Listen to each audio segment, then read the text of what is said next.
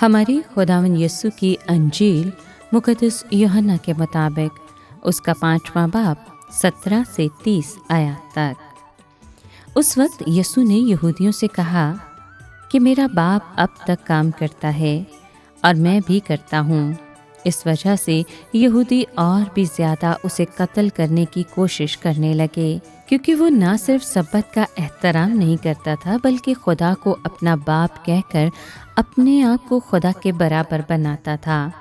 बस यीशु ने जवाब में उनसे कहा, मैं तुमसे सच सच कहता हूँ कि बेटा अपने आप से कुछ नहीं कर सकता सिवाय उसके जो बाप को करता देखता है, क्योंकि जो कुछ वो करता है वही बेटा भी उसी तरह करता है, क्योंकि बाप बेटे को प्यार करता है और जो कुछ आप करता है उसे दिखाता है, बल्कि वो उनसे भी बड़े काम उसे दिखाएगा कि तुम ताज्जुब करोगे।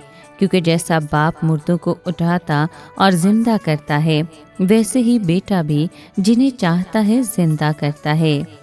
क्योंकि बाप किसी शख्स की अदालत भी नहीं करता, बल्कि उसने अदालत का सारा काम बेटे को सौंप दिया है, ताकि सब बेटे की इज्जत करें, जिस तरह से कि बाप की इज्जत करते हैं। जो बेटे की इज्जत नहीं करता वो बाप की भी इज्जत नहीं करता जिसने उसे भेजा है। मैं तुमसे सच सच कहता हूँ कि जो मेरा कलाम सुनता और उस पर जिसने मुझे भेजा है ईमान लाता है, वो हमेशा की ज़िंदगी रखता है और ज़ेरे फतवा नहीं होता, बल्कि वो मौत में से ज़िंदगी में दाखिल हो गया है। मैं तुमसे सच सच कहता हूँ कि वो वक्त आता है, बल्कि अब ही है, कि मुर्दे खुदा के बेटे की आवाज़ सुनेंगे और जो सुनेंगे वो जिएंगे।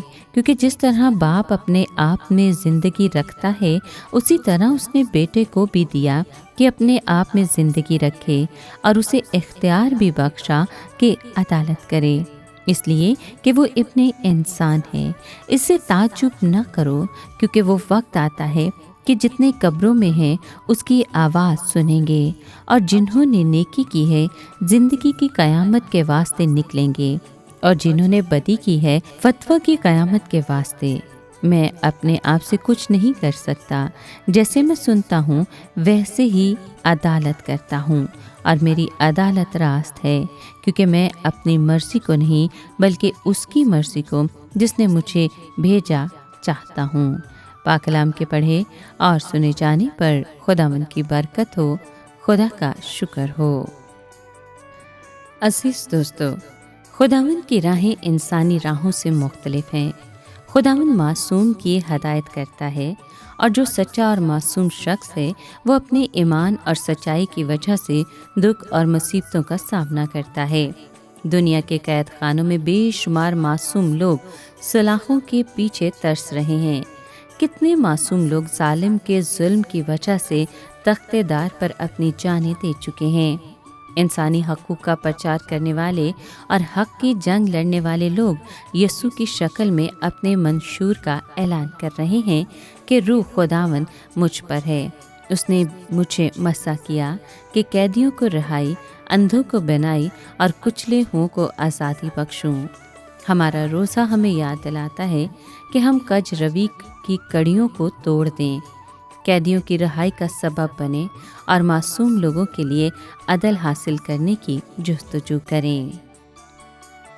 ए खुदाए मेहरबान, तू जो कैदियों को रिहाई देने के लिए इस दुनिया में आया, मासूम लोगों की रिहाई का सबब बन, जो सलाहों के पीछे किसी मसीहा के इंतज़ार में हैं।